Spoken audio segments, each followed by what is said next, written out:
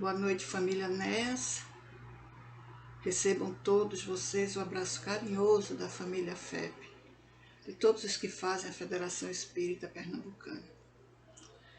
Gostaríamos de parabenizar a todos, tanto os pioneiros que há 50 anos iniciaram esse trabalho de amor, como os que deram continuidade a esse trabalho e continuam ainda hoje, pela perseverança, pelo esforço, pela dedicação, de levar Jesus e Kardec orientando, consolando, instruindo a todos aqueles que procuraram esta casa de oração e trabalho.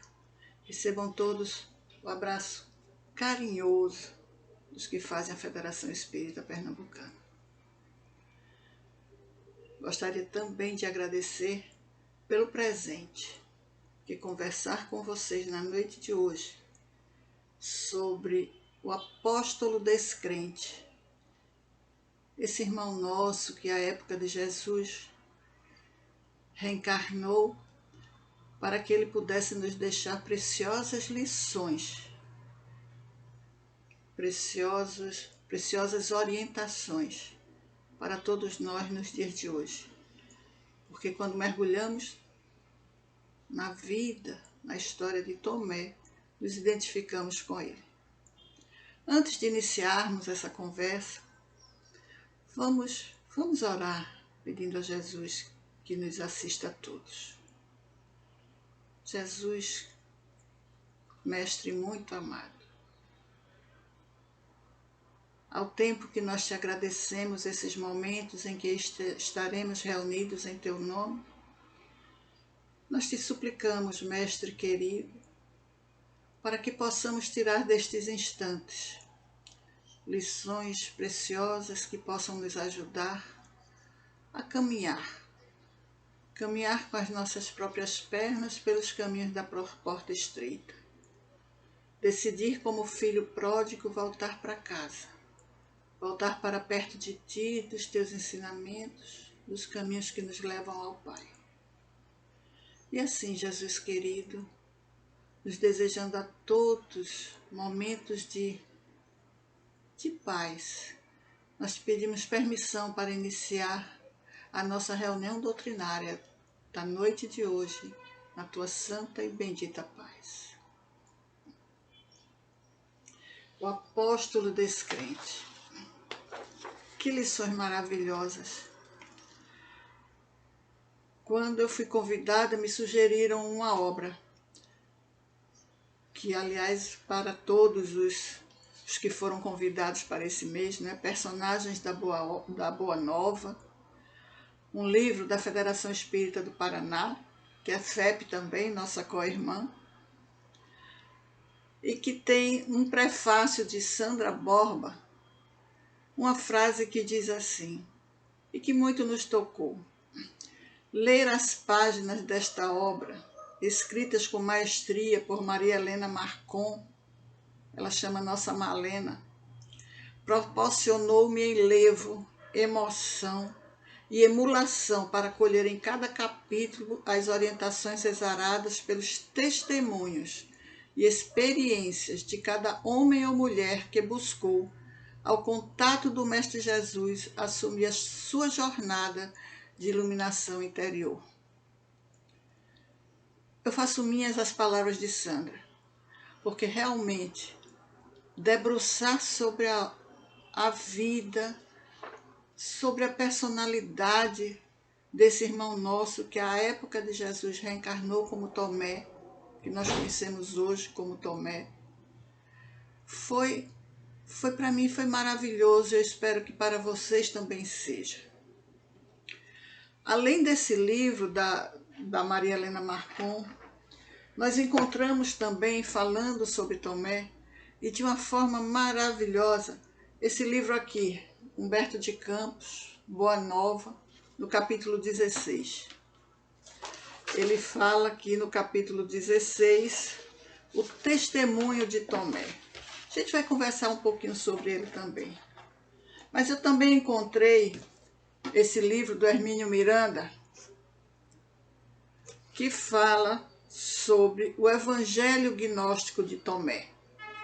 Já é uma obra para quem deseja aprofundar um pouquinho mais, sobretudo nesse evangelho que foi encontrado em escavações no Egito, no ano de 1945. Ou seja, é muito recente, mas Hermínio se debruçou sobre esse evangelho, e ele tem um capítulo todo também, que ele intitulou Quem é Tomé? Que vale a pena para todos vocês, quem se interessar em aprofundar um pouquinho mais sobre a vida desse nosso irmão e buscar nessas obras algumas referências a mais. A Malena nos diz que entre os 12 apóstolos selecionados por Jesus, consta Tomé, cujo nome vem do aramaico, Toma, que significa gêmeo. E é por isso que João Evangelista o chama de Dídimo, porque significa gêmeo em grego. A Tomé também são atribuídos nos dias de hoje alguns escritos apócrifos, como os Atos de Tomé, como o Apocalipse de Tomé. Mas o texto que se fala mais, talvez por ser o mais recente, é esse, o Evangelho de Tomé.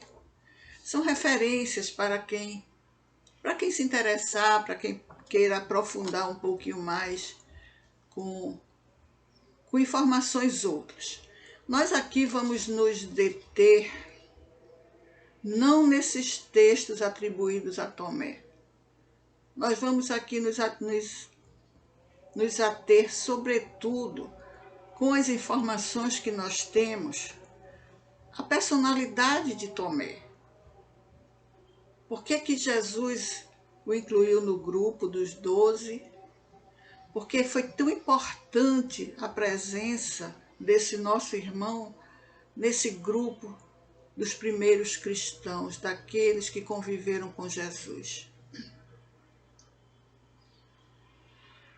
No livro da Maria Helena, ela diz que traços da personalidade de Tomé nos apresentam como alguém rápido no pensar, mas também rápido no desacreditar. Que ele andava segundo a lógica e parecia desconfiar de tudo e de todos.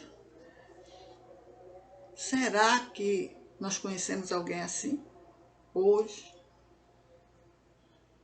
2020 anos depois da passagem do Mestre Jesus entre nós, ou seja, 2020 anos depois de Tomé. Quantos de nós ainda não é presa do pragmatismo, da lógica, do materialismo, do aqui e agora? Quantos? Quantos de nós vai precisar passar pela experiência que Tomé passou para poder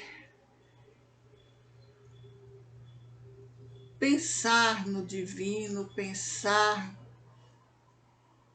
na vida após a vida, pensar no sentimento, nas emoções, nas virtudes, como o bem maior, como tudo aquilo que nós precisamos. Por que é que ela diz isso?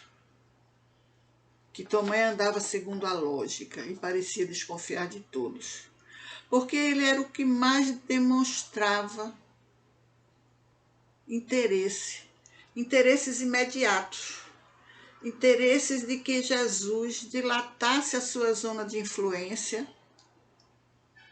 para que pudesse implementar o seu evangelho de uma forma mais rápida.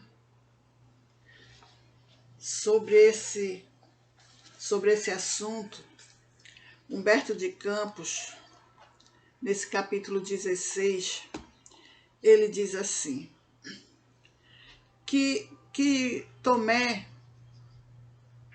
chegando junto de Jesus, pediu para ele receber importantes figuras públicas da época, né?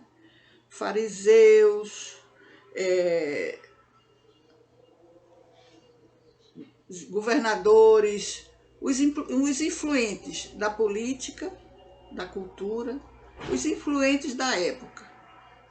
Ele diz textualmente assim: conta a narrativa de Marcos que, voltando Jesus de uma das suas excursões, se encaminhou para o território de Dalmanuta, onde vários fariseus se puseram a discutir com ele para experimentá-lo. Entremostrando a dor, Jesus perguntou: por que pede esta geração um sinal do céu? Mas aí Tomé chega para ele e diz: Senhor, numerosos homens de importância estão na localidade e desejam o sinal da vossa missão divina. São altos funcionários de Herodes, em companhia de doutores da lei, de doutores de Jerusalém. Além disso, estão acompanhados de patrícios romanos, interessados em conhecer o lago e as suas aldeias. Eles querem te conhecer, mestre. Aí Jesus diz: mas o que desejam de mim, Tomé? Querem conhecer-vos, mestre, replicou o apóstolo. Aí Jesus disse para Tomé: mas não é necessário que me vejam, mas que sintam a verdade que trago do nosso Pai. Mas Tomé não se satisfaz e diz: mestre, atendei-os. Que será do evangelho do reino e de nós mesmos sem o apoio dos influentes e prestigiosos? Tomé, respondeu o Senhor com energia: Deus não exige que os homens o conheçam, senão no santuário do perfeito conhecimento de si mesmo. Eu volto a perguntar para mim mesma, para nós todos: não somos nós? O quanto desse Tomé existe em cada um de nós? Quantos de nós tem ansiedade, tem vontade de sair correndo e levando o Evangelho e a nossa querida doutrina espírita a todos, de uma forma mais contundente, de uma forma mais apressada, muitas vezes fazendo concessões para que mais e mais e mais pessoas possam nos conhecer, possam gostar da nossa doutrina, possam nos acompanhar. E às vezes a gente se atrapalha um pouco. A gente se atrapalha nessa pressa. A gente esquece aquilo que Bezerra disse para a gente, né? Que é urgente, mas não é apressado, não pode ser apressado. Porque se a gente começar a fazer concessões doutrinárias, não é só hoje, não é só isso, não é só aquilo.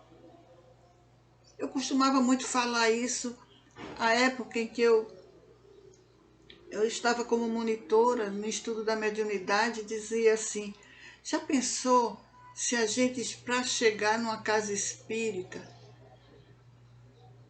vamos imaginar que a gente mudou de lugar, que a gente mudou de cidade, a gente vai procurar uma instituição que, para continuar nossas atividades, nossos estudos, para continuar aprendendo com Jesus e Kardec. E se a gente chegar lá e alguém disser: não, mas para você entrar aqui tem que dar 3 pulinhos. Você só pode entrar aqui se você fizer isso ou se fizer aquilo. E a gente que já conhece os ensinamentos de Jesus à luz da doutrina espírita, ou pelo menos que a gente já conhece o suficiente para saber que o Mestre não nos pediria nunca para fazer certos tipos de concessões, de aceitar doações em troca de algo, em troca às vezes de propaganda. Como eu já, há muitos anos atrás, uma amiga nossa, de uma cidade do interior, chegou dizendo que a época da política chegou alguém lá, um candidato, oferecendo ajuda para a instituição que estava em fase de construção, em troca de propaganda. Eu estou citando exemplos assim bem, vamos dizer assim, bem grosseiros, mas que a gente fique atento, para a gente não se iludir, porque ainda existe muito de Tomé em nós outros, em nós todos, hoje. Muitos de nós ainda está apressado feito Tomé.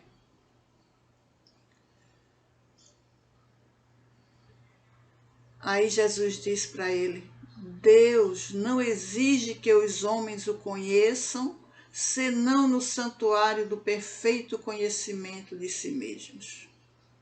Eu venho de meu Pai e tenho de ensinar as suas verdades divinas. E desfazendo as ponderações descabidas do discípulo, Jesus continuou: Julgas então que o evangelho do reino seja uma causa dos homens perecíveis?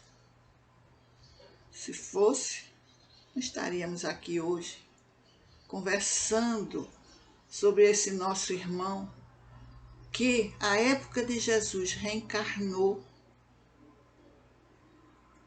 para nos dar essas lições, para que o Mestre pudesse nos ensinar essas coisas. Tomé escutava-o surpreso e entristecido, mas ainda assim ele quis justificar e acrescentou: Mestre, eu compreendo as vossas observações, mas esses forasteiros, mestre, eles só querem um sinal dos céus, um sinal de Deus. Tão simples assim. Tu és o enviado de Deus, por que não dá para eles o que eles querem e fazer com que eles acreditem imediatamente e te reconheçam?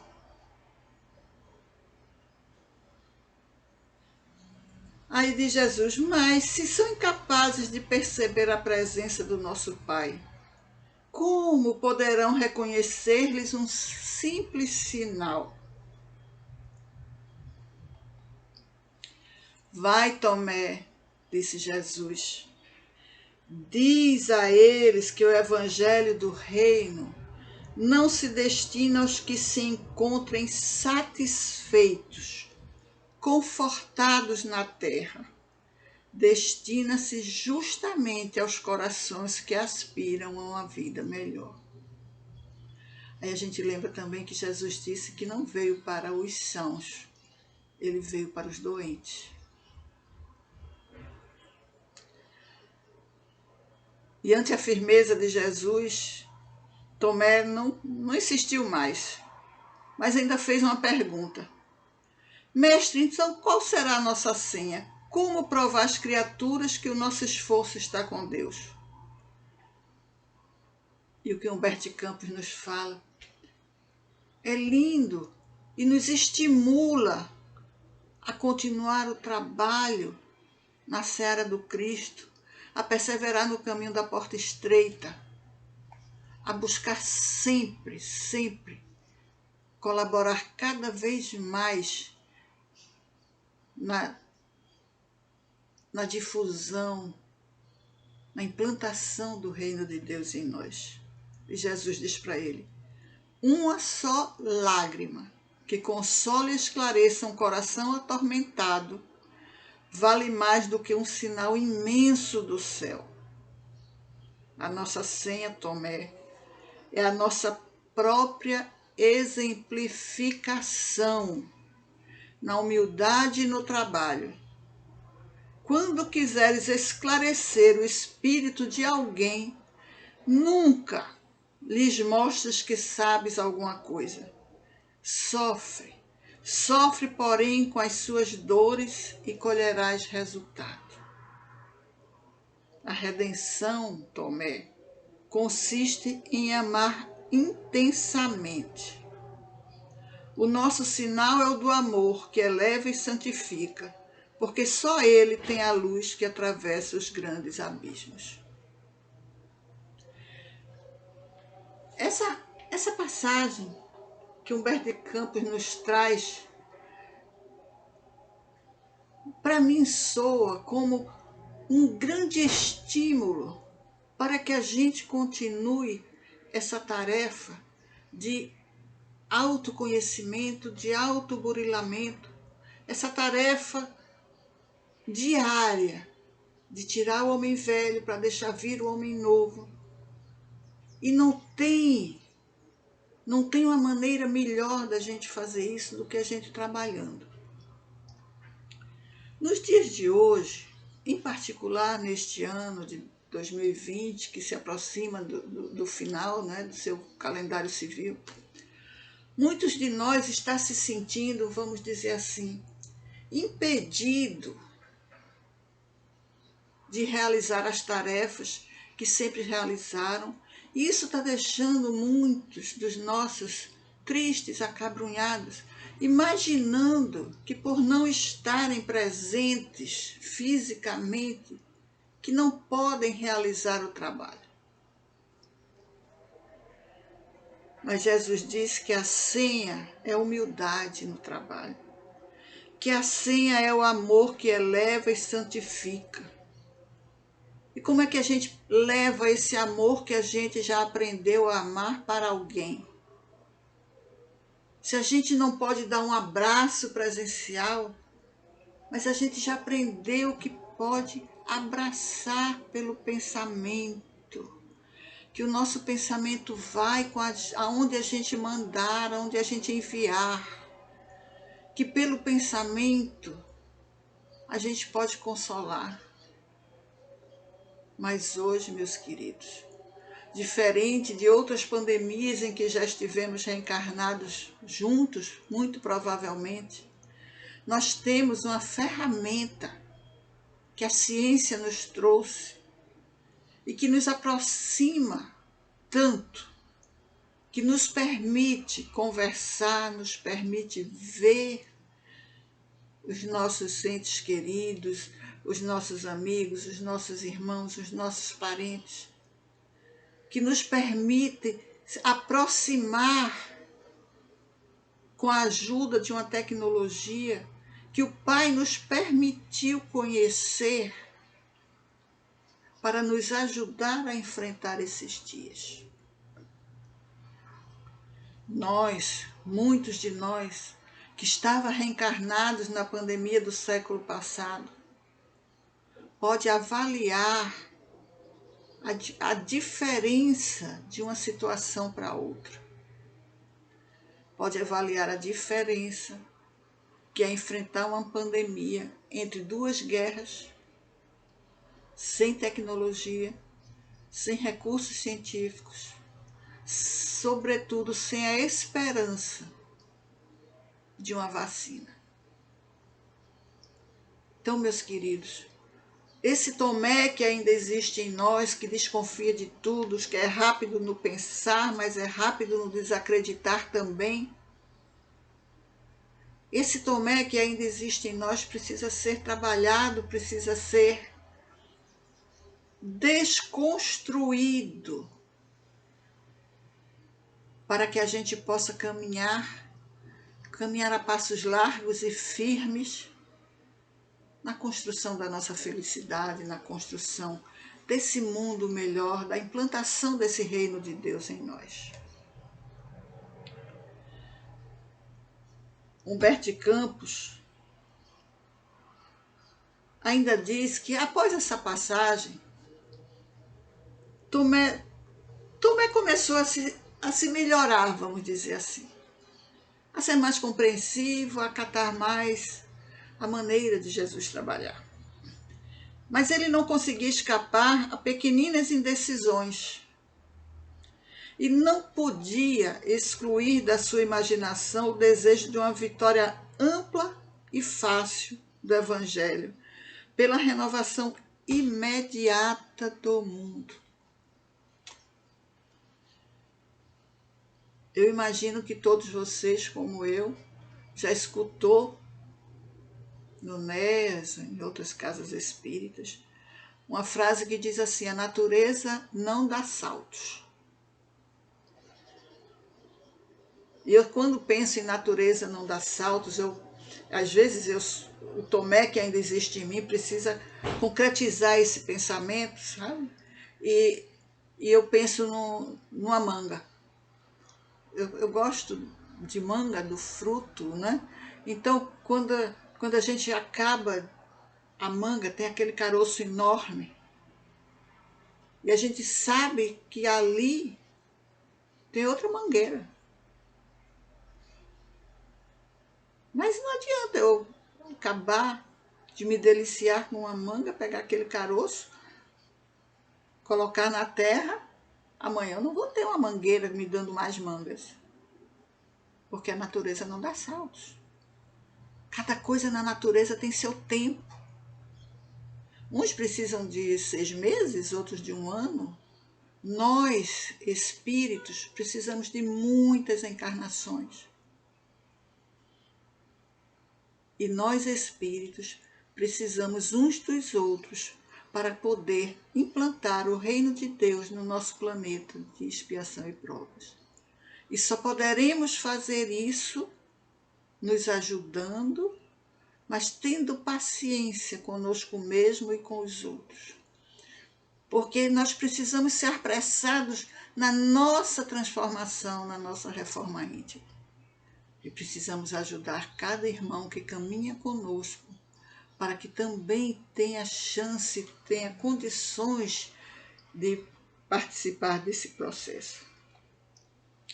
Qual foi outra situação em que Tomé muito aprendeu e que nós, apesar de conhecermos bastante, ainda não conseguimos apreendê-la em profundidade? Foi quando Jesus foi preso.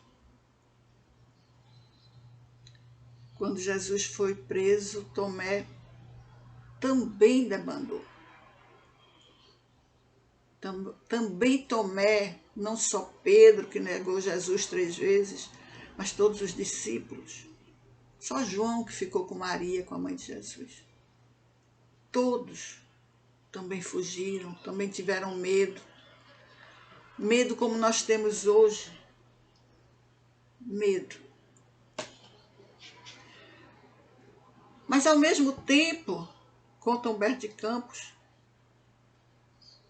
Tomé se sentiu presa de grande remorso por não estar junto de Jesus. E ele sentiu o coração apertado. E o que foi que Tomé fez? Ele se disfarçou, vamos dizer assim, mudou a roupa, botou um turbante, alguma coisa. Aqui Humberto de Campos não descreve como ele fez, só diz que ele se disfarçou e se misturou com a multidão para acompanhar Jesus. E ele foi vendo aquele martírio, aquele suplício, daquele mestre tão querido e tão amado, com quem ele já tinha aprendido tantas coisas. E que ele queria tanto que aqueles ensinamentos todos se espalhassem pelo vento e chegassem a cada coração. E nesses sofrimentos, Tomé viu quando ergueram o madeiro e Jesus crucificado no Gólgota. Mas Humberto de Campos diz que enquanto Tomé chorava, ele sentiu como se Jesus o tivesse identificado na multidão. Como se o mestre estivesse olhando para ele. E naquele instante, Tomé escutou, de forma quase imperceptível, ele escutou Jesus dizer assim: Tomé, no Evangelho do Reino, o sinal do céu tem de ser o completo sacrifício de nós mesmos.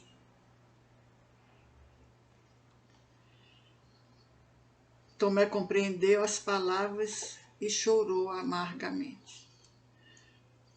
O completo sacrifício de nós mesmos. Que sacrifício é esse? É a gente se imolar, o silício, a gente se afastar de tudo e de todos. Que sacrifício é esse? Não é nada disso. Esse sacrifício é a gente vencer esse homem velho que está em nós, que está conosco há tanto tempo. O sacrifício de nós mesmos é a gente não esmorecer, não cruzar os braços. O sacrifício de nós mesmos é a gente reconhecer quando erra, reconciliar enquanto está a caminho, pedir perdão não 7, mas 70 vezes 7 vezes. O sacrifício de nós mesmos é fazer a vontade do Pai que está nos céus. E entender e aceitar a reencarnação e as provas e as expiações como oportunidades de aprendizado e de crescimento. Esse é o grande sacrifício que Jesus quer de nós. Ele não quer mutilações, ele não quer sacrifícios outros que sejam apenas materiais. Ele não quer que a gente se desfaça do que a gente tem. Ele quer que a gente se desfaça das imperfeições que a gente ainda traz. Ele quer que a gente reconheça que pode ser melhor, que pode se aproximar ainda mais do Pai, pelo trabalho que edifica, pelo pensamento que ajuda, pelas mãos, que em casa, à distância, a gente pode fazer tanta coisa. A gente pode preparar um alimento para quem está doente, a gente pode escrever algumas palavras que consolem. A gente pode juntar algo para doar também. Faz parte do nosso aprendizado. Mas o sinal do céu tem que ser o completo sacrifício de nós mesmos, do que é supérfluo, do que nós não precisamos. O sinal do céu é a gente viver segundo os ensinamentos de Jesus, caminhando com o nosso próximo enquanto estamos a caminho, caminhando, perdoando, desculpando, auxiliando, só erguendo, pedindo ajuda também, faz parte do nosso aprendizado, diminuindo o orgulho, diminuindo vaidade, fortalecendo as virtudes que nós já temos. Tudo isso faz parte do sinal do céu. Mas para Tomé, né, ainda foi pouco ele escutar Jesus ali no Gólgota. Qualquer semelhança de Tomé conosco não é mera coincidência, não é. Porque depois daquele dia tão triste, quando Tomé soube que Jesus tinha aparecido aos amigos, ele não acreditou. Ele continuava ainda com aquela parcela de homem velho que o caracterizava naquela encarnação. Ele não acreditou e ele disse que só acreditaria que o mestre tinha voltado se pudesse tocar nas suas chagas e colocar o braço junto dele. Por isso que a gente disse, eu sou igual a Tomé, eu preciso ver para crer. Ainda hoje existe Tomés em cada um de nós, que não acredita que possamos mudar, que não acredita que possamos ajudar. Pensemos o que é que ainda existe de Tomé em cada um de nós, para que a gente possa iniciar ainda nessa encarnação esse processo de transformação interior que possa nos aproximar do Pai. que possa nos ajudar a sair desse imobilismo em que muitos de nós ainda se encontram, para que a gente caminhe resoluto nesse caminho da porta estreita, que eu falo muito dele, mas é o caminho que vai nos levar ao Pai. E Jesus disse que teria que ser por ele, com ele, que chegaríamos ao Pai.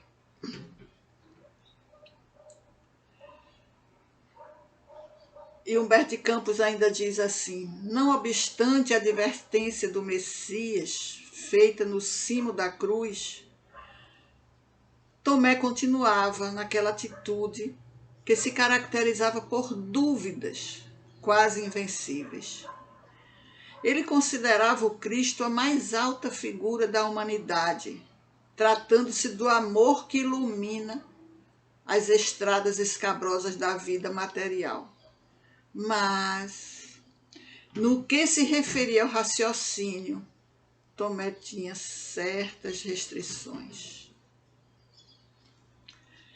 Então, na semana seguinte, quando Tomé estava junto com os outros amigos, com os outros apóstolos, Jesus veio ter novamente com eles. E Jesus, percebendo os pensamentos ocultos, aproximou-se de Tomé e o convidou a tocar-lhes as chagas. Tomé, põe a tua mão nas minhas chagas e não te esqueças de que é o sinal. Foi quando Jesus disse que feliz aqueles que creem sem ter visto.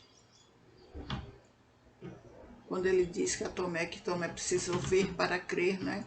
Mas felizes os que iriam crer sem tê-lo visto.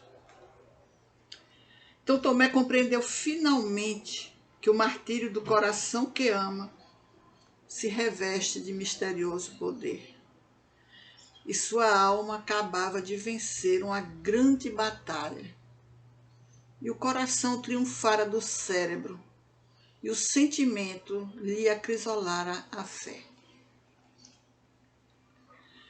Quando Humberto de Campos diz isso, que sua alma acabava de vencer uma grande batalha, que o coração triunfou do cérebro, é assim que ele acaba esse capítulo falando de Tomé. Não quer dizer que a gente tenha que ser só emoção e que a gente vai fazer as coisas todas sem raciocínio. Não. Kardec nos diz que precisamos ter uma fé raciocinada, que encare a razão frente a frente em qualquer época da humanidade. É assim que precisa ser a nossa fé.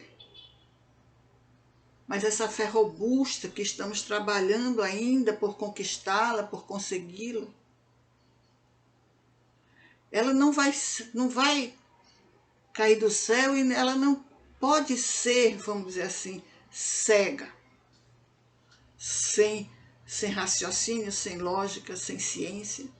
Não pode.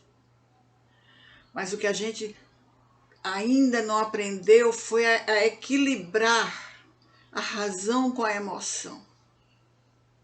E é isso que nós precisamos fazer, e é isso que a lição de Tomé nos traz.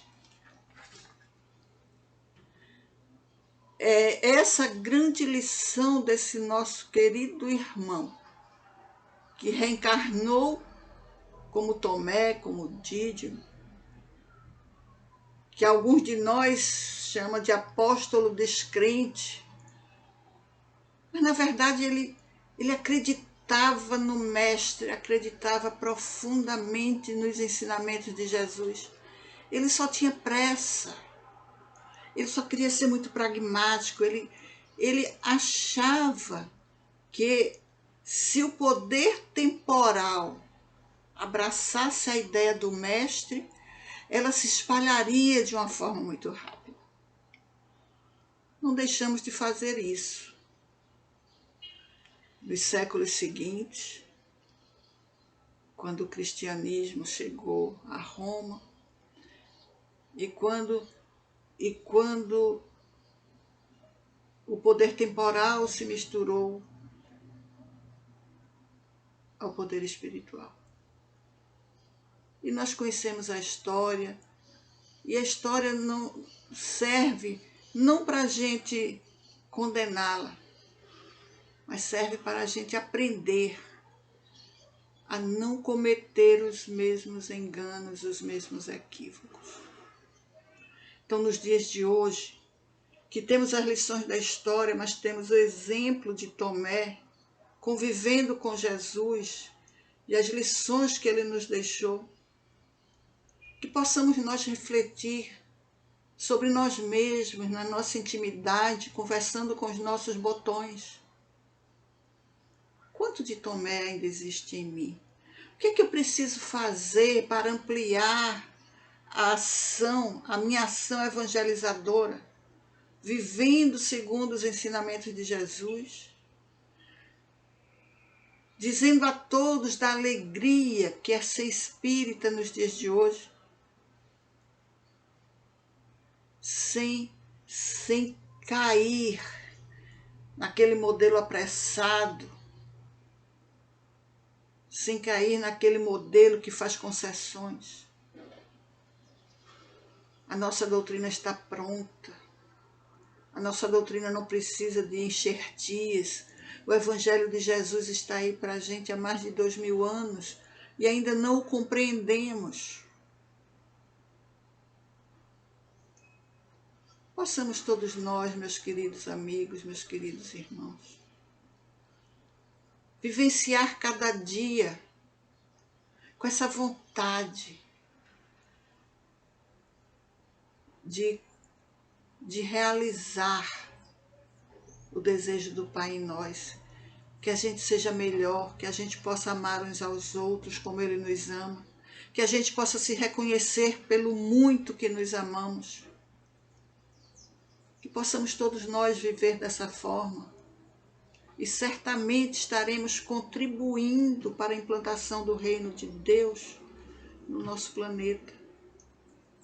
Não vai ser por um acontecimento, por algo miraculoso ou sobrenatural.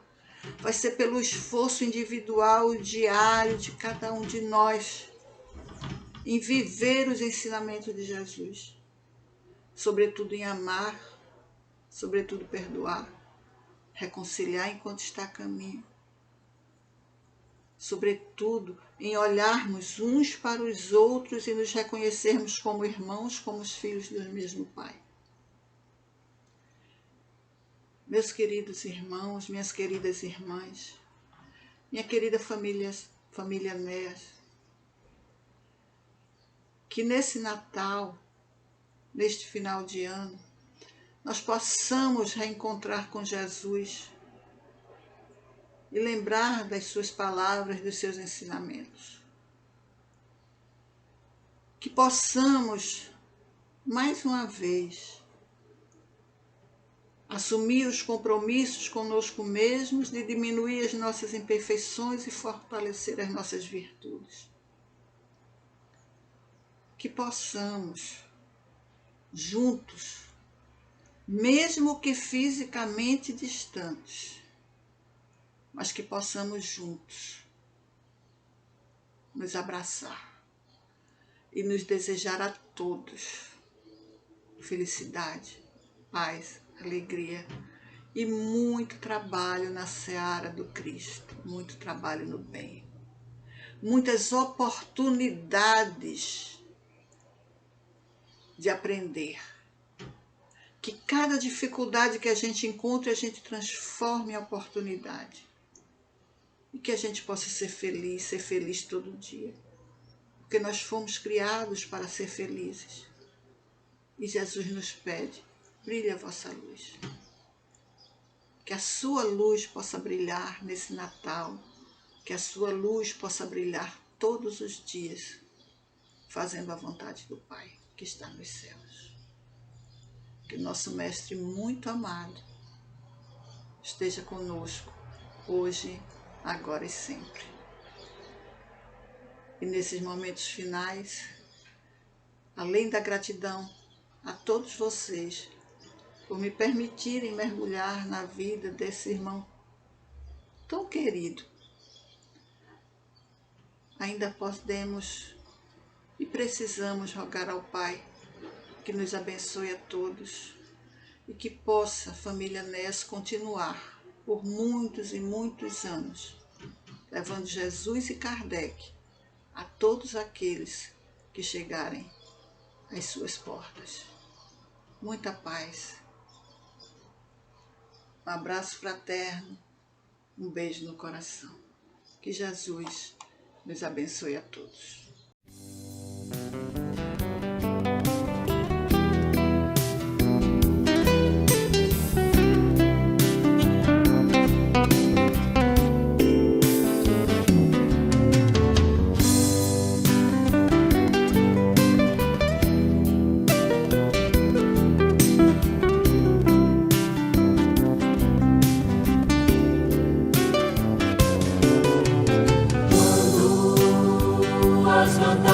Do mundo, os teus olhos claros não puderem mais ver. Quando um parente, um amigo, pela porta da morte se afastar de você. Quando te sentirem sozinho, o abandono que fere se apossar de você. Alma querida, confia, Jesus está contigo, te fazendo entender e acreditar numa vida mais bela, onde o dom que mais vale é o dom de viver e acreditar que Jesus é conosco, que existe um mundo novo, e o Calvário é um renascer e acreditar.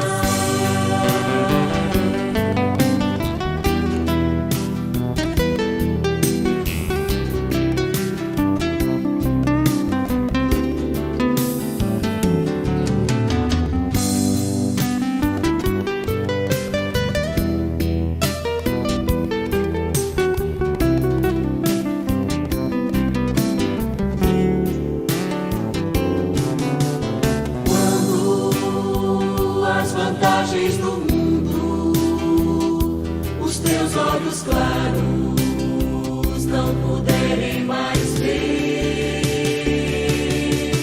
Quando um parente, um amigo, pela porta da morte se afastar de você. Quando te sentirem sozinho, o abandono que fere se apossar de você. Alma querida, confia, Jesus está contigo, te fazendo